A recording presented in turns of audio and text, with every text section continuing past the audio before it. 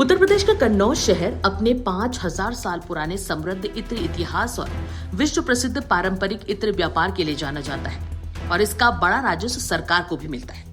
इसी मुद्दे के बारे में विस्तार से जानकारी लेने के लिए समय चक्र टाइम्स के संपादक राकेश कुमार ने प्रवीण टंडन से खास बातचीत की।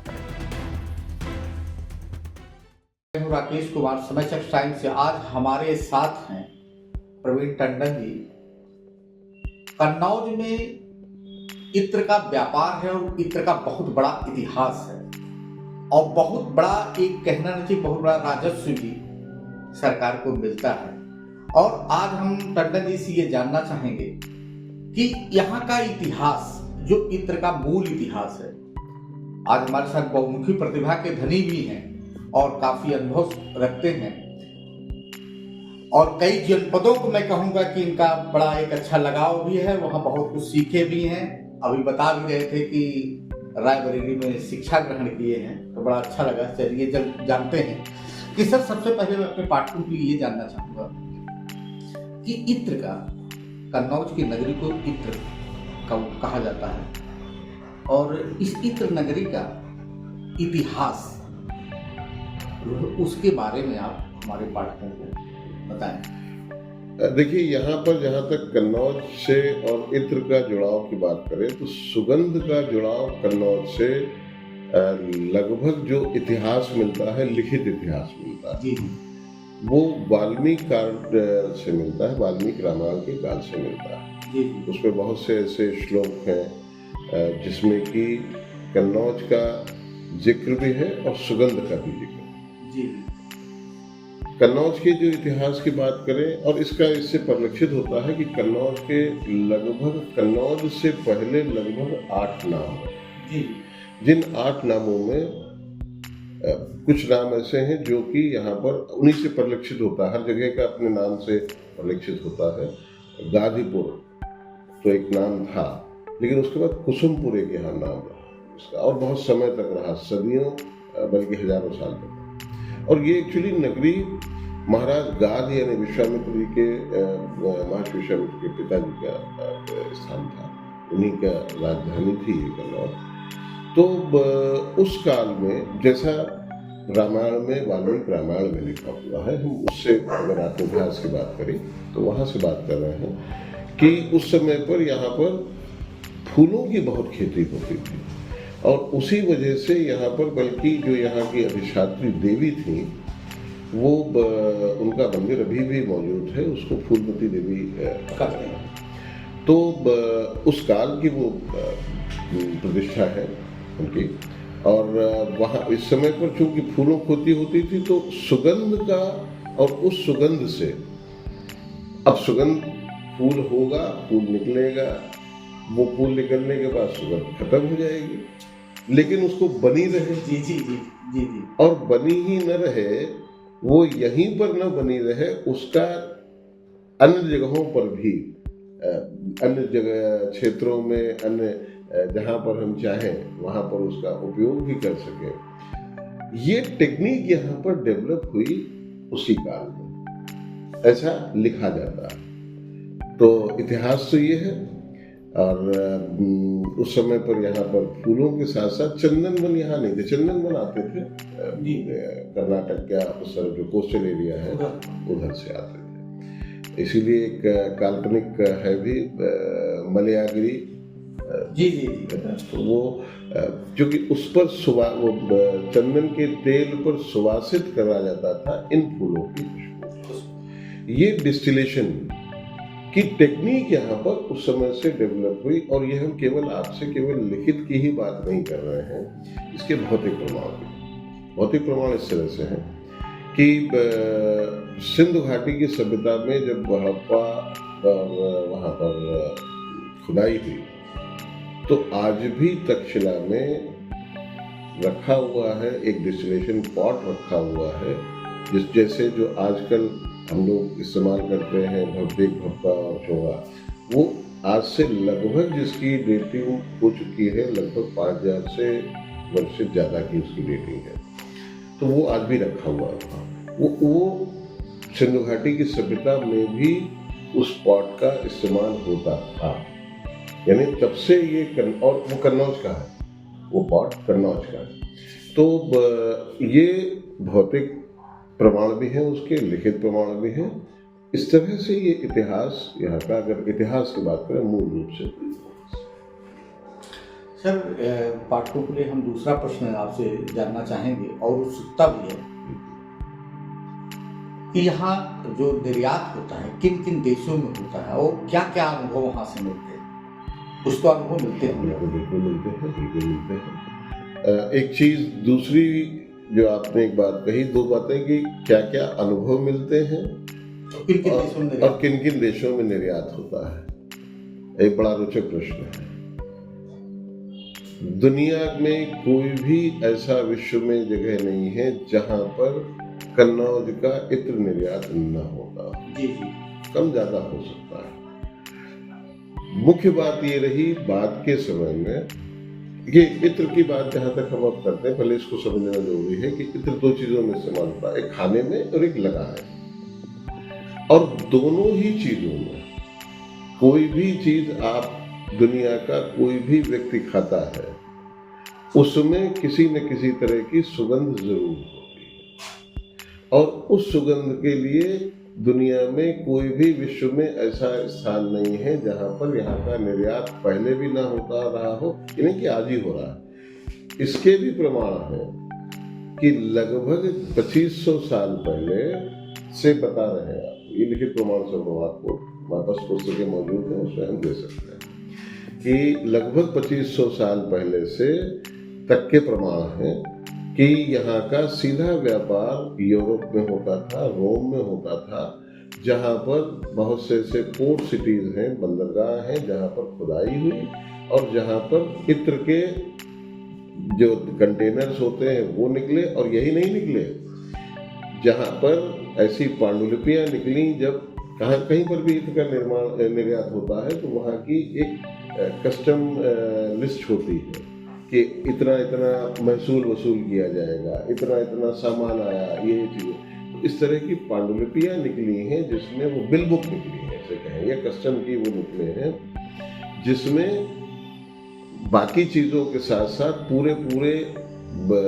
पानी के जहाज इत्र से भरे हुए यहाँ पर, जिसमें कि उसके इतना महसूल लिया गया, इतना ये हुआ, इतना वो हुआ। और ये धीरे धीरे बाद में वहाँ भी हुआ, क्योंकि हिंदुस्तान से दो तरफ जाता था, पूर्व में भी जाता था, पश्चिम में भी जाता था। फिर इवन जितना ये जिसको स्वर्ण भूमि कहा जाता है, थाईलैंड से लेके इंडोनेशिया से लेके ये जितना भी इधर तरफ, ये सब भी इलाका बाद में जाने लगा, पहले यूरोप जाता था। वहाँ से फिर वो लोग क्या करते थे कि वो लोग अपने, अब बाद में क्या हुआ, पहले तो इस्तेमाल सीधे सीधे होता था, लेकिन अब धीरे से जब टेक्नोलॉजी और डेवलप हुई और हम लोगों के ऊपर गुलामी का एक छाया रही, तो उस दौरान यहाँ पर क्या हुआ कि यहाँ पर डेवलपमेंट बंद हो गया। हम लोग निर्यात तो करते रहे, हमसे खरीद करके, जैसा कि उस काल में हुआ, गुलामी के काल में, तो हमसे खरीद करके या हमसे छीन करके या हमसे जैसे भी हो ले जाया जाता रहा। फिर उसको अपने तरीके से उन्होंने कुछ और चीज़ें मिला के जुला करके वो इस्तेमाल करना शुरू करा। लेकिन अब हम इसका उदाहरण भी दे देते हैं। जब महमूद गजनवी 1018 में यहाँ पर भारत में आया, तो उसने और सब जगहों के साथ साथ, क्योंकि कन्नौज उस समय अपने उरूज पर था, तो उसने यहाँ पर कब्जा किया 20 दिसंबर 1018 को। और यहाँ पर जितने भी लड़ाकू थे उनको सबको ख़त्म कर दिया, मार दिया। और यहाँ से उन लोगों को जो कलाकार लोग थे, ऐसे लोगों को जो इत्र बनाना जानते थे, ऐसे लोगों को जो इस तरह के और कामों में माहिर थे, जो टेक्निकली मजबूत थे, उनको अपने साथ वो बंधक बना करके ले गया गजनी। वो गुलाम बेचे गए, जो गुलाम बनाए गए, उस समय उनको खरीदा बेचा, खरीदा बेचा, खरीदा बेचा, और धीरे धीरे करके 1600 ईस्वी तक वो पहुंचे यूरोप में। यूरोप में पहुंच करके वो फ्रांस पहुंचे, और वो फ्रांस में पहुंच के, या आपको बहुत रोचक एक किस्सा बता दें, ये हम बता रहे हैं आपको कि वो जब पहुंचे तो उससे पहले फ्रांस में या पूरे यूरोप में इत्र की या परफ्यूम नाम की कोई इंडस्ट्री नहीं थी। वो सब पूरा इत्र जो था वो भारत से ही जाता था या कन्नौज से ही जाता था, जिसके प्रमाण मौजूद है, हमने आपको बताया। 1600 में उन गुलामों के माध्यम से जिनके पूर्वजों ने जी यहाँ पर जो इत्र बनाते थे वो जानते थे इत्र बनाना, और वहाँ पर अपने जिनका कहना चाहिए जिन्होंने खरीद रखा था, हम वो शब्द इस्तेमाल नहीं करना चाहते हैं, वो डेरोगेटरी शब्द है, तो उन लोगों के कहने पर, उनके दबाव में जिनका था, तो वो अब वो कला इत्र बनाने की तो उनके साथ अपने वांशिक रूप से अनुवांशिक रूप से चलती चली आई, मुंह से मुंह सुखाते हुए। तो वहां पर फ्रांस में जाकर के 1600 में उन्होंने सबसे पहले ग्रासे में अपने मालिकों के लिए इत्र बनाया, और वो इत्र जब बनाया, उसी इत्र से तो जो आज हम फ्रांस का या यूरोप का या इंग्लैंड का इत्र कहते हैं, जिसके बारे में परफ्यूम बहुत इंडस्ट्री बहुत डेवलप हो गई, वो देन कन्नौज के ही इत्र। सर, इसी क्रम में मैं और आगे चलता हूँ कि पाठकों के लिए कि कितने लोगों को यहाँ रोजगार प्रत्यक्ष या अप्रत्यक्ष, या यूँ कह लीजिए कि टर्नओवर जो होता है यहाँ इस व्यापार से एक मिनिमम, उसका भी अगर जिक्र करेंगे तो स्टोरी बड़ा अच्छा लगेगा। बहुत अच्छी बात है आपने पूछी। देखिए, कन्नौज में कोई भी व्यक्ति यहाँ तक रहने वाला, अगर आप प्रत्यक्ष और अप्रत्यक्ष की बात करें, प्रत्यक्ष तो कन्नौज के जो कन्नौज जनपद का जो ये हिस्सा है, कन्नौज तहसील या इसके आसपास तिरवा तक का, इन दोनों तहसीलों में प्रत्यक्ष रूप से तो हम ये कहेंगे कि लगभग इसमें कारखाने या जो उसमें काम करने वाले या फूल बेचने वाले, वो तो हम ये कहेंगे कि लगभग 30 से 50 हजार के बीच में लोग होंगे प्रत्यक्ष 30,000 मान लें। लेकिन अप्रत्यक्ष रूप से कहें तो पूरी इकोनॉमी जो ये इन दो तहसीलों की है, और इवन फरुखाबाद की क्या नाम, कुछ हरदोई का भी हिस्सा जाता है, बिल्कुल आता है कि कुछ फूल वहाँ पैदा होता है, तो अप्रत्यक्ष रूप से तो ये पूरी आबादी इसी से जुड़ी हुई है, निर्भर है, बिल्कुल निर्भर है। इसलिए कि अब जो फूल, मान लीजिए फूल नहीं हम बनाते हैं, हम फूल उगाते नहीं हैं, लेकिन क्या कर रहे हैं हम, उसमें खाद, तो उसकी खाद की दुकान हो रही है।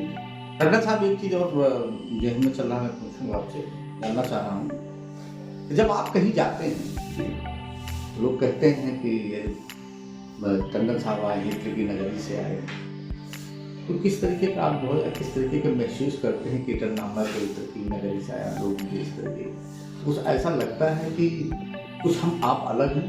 बिल्कुल लगता है। मैं आपको अभी का अनुभव बता दूं, 14 तारीख का हमारे कॉलेज की रियूनियन थी प्रयागराज में, एविन क्रिश्चियन कॉलेज का मैं विद्यार्थी रहा हूँ, और वहाँ के अभी करीब 250 लोगों वहाँ पर उपस्थित हुए। मैं आपको इसलिए बता रहा हूँ अपना पर्सनल अनुभव अभी 2 दिन पहले का, और उसमें लंदन तक से लोग आए थे।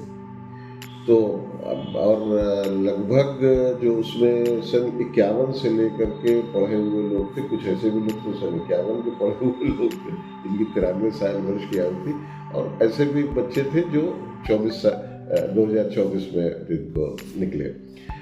तो उन सभी के लिए एक इत्र की छोटी सी शीशी कन्नौज की भेंट के रूप में कि ले गए थे। तो मतलब इतने वेरीड लोग थे, उसमें हाई कोर्ट के और सुप्रीम कोर्ट के जजेस भी थे, विदेश के भी थे, जैसा बताया आपको, नए भी थे, पुराने भी थे, अलग अलग क्षेत्रों में आईटी में काम कर रहे, हर फील्ड के लगभग 250 से 300 लोग थे, और बुद्धिजीवी भी थे, बहुत सारे बुद्धिजीवी थे, तो अपने अपने क्षेत्र में महानतम उनके हम नाम नहीं लेंगे, लेकिन तो ऐसे में हम जैसे एक अदना से व्यक्ति को कौन पहचानता और क्यों जानता। बिल्कुल बिल्कुल। जब उनकी किट में जो उन्हें वो दी गई और उसके इत्र की, और वो छोटी सी एक 3 ग्राम की शीशी, तो अब उसके बाद लंच हुआ।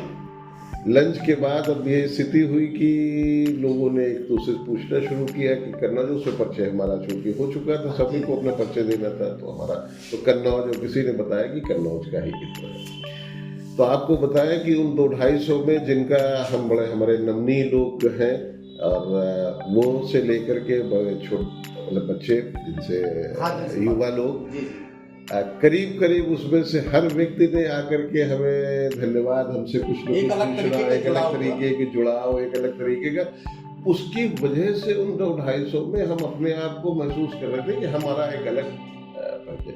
तो इसी तरह से कहीं हम जाते और एक वहां से आ गए, उसके बाद भी हमारे पास फोन पर मैसेज, वहां जाने में एक अलग तरीके का अनुभव जो इत्र की वजह से, वो केवल और केवल वो पहचान जो दिलाई हमें इत्र। तो आप गौरव महसूस करते हैं? बहुत गौरव, बहुत गौरव, बहुत। अच्छा, मैं आखिरी सवाल लेके चलता हूँ, आपका समय भी कम। केंद्र सरकार और राज्य सरकार से आप सभी लोगों की क्या अपेक्षा है कि किस तरीके की चीजें और कर दिया जाए, जिससे कि इत्र का जो व्यापार है और अधिक विकसित हो? अभी आज टर्नओवर इतने का है, फिर आगे और बढ़ जाए, विदेशों में जो जा रहा है उसका निर्यात और अधिक मात्रा में हो, इसके लिए क्या कुछ आप लोगों ने कभी वहाँ प्रस्ताव दिया या? जी, हम लोगों की जो एसोसिएशन है वो हमेशा प्रस्ताव देती रहती है, लेकिन अफसोस है कि उस पर शायद उतना ध्यान नहीं दिया गया।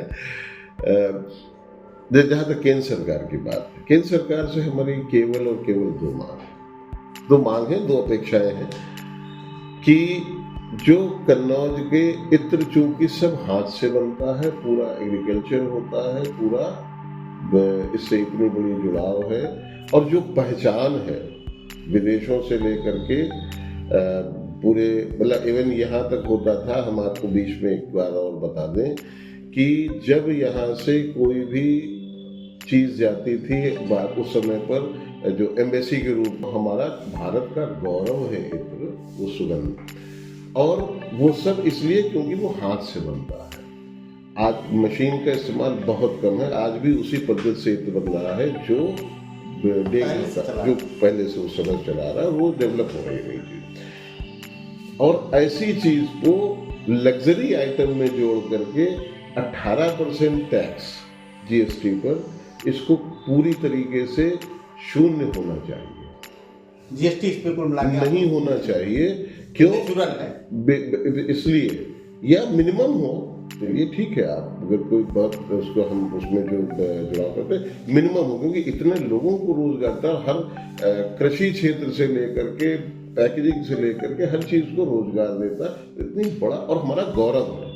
उस गौरवशाली इतिहास के साथ में गौरव आज में ऐसे पोटेंशियल है, तो इसलिए इस पर जीएसटी बिल्कुल 0 होना चाहिए, हमारा ये अपेक्षा है। दूसरी चीज जो अपेक्षा है कि जहां तक निर्यात की बात है, निर्यात में जिस तरह से अन्य चीजों पर सब्सिडी दी जाती है, अन्य देश देते हैं, आज की तारीख में अगर हम यूएस भेजते हैं तो यूएस का एक 500 ग्राम के पैकेट का लगभग 3,500 रुपए का केवल उसकी कॉस्ट आती है भेजने की, जो शिपमेंट की कॉस्ट आती है 3,000 से 3,500 रुपए की, जो कि, और अगर वैसे हम और शीशी की बात करें तो 500 रुपए से लेकर के और 5,000 रुपए तक की हो सकती शीशी।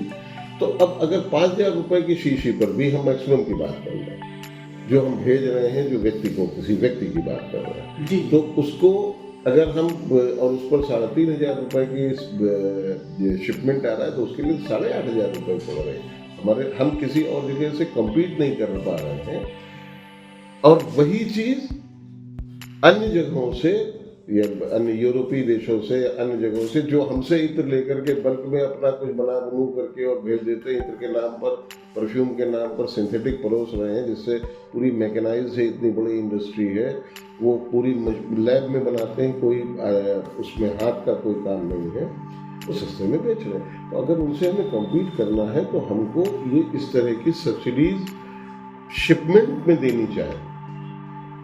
जो अब उत्तर प्रदेश सरकार ने जो एक्सपोर्ट संवर्धन के लिए जो दे रखी है सब्सिडी, वो बहुत कम है, हमारा नाम नहीं हो सकता। हम ज़्यादा से ज़्यादा उसमें 2.5 लाख रुपए की सब्सिडी है, 2.5 लाख रुपए की अनुदान है एडवर्टीजमेंट के लिए। 2.5 लाख रुपए के अनुदान में विदेश में अगर आप डॉलर में कन्वर्ट करेंगे, क्या है? कुछ नहीं। इस माध्यम से एक तो जीएसटी बिल्कुल ना के बराबर, ना के बराबर, इसको लग्जरी आइटम से बाहर रखें। और दूसरा, आपने वहाँ पे जो सब्सिडी के बारे में कह रहे हैं, शिपमेंट सब्सिडी, जी, ये बहुत बड़ी, ये केंद्र सरकार से और उत्तर प्रदेश सरकार को इसको हाथ पकड़ करके आगे बढ़ाना चाहिए।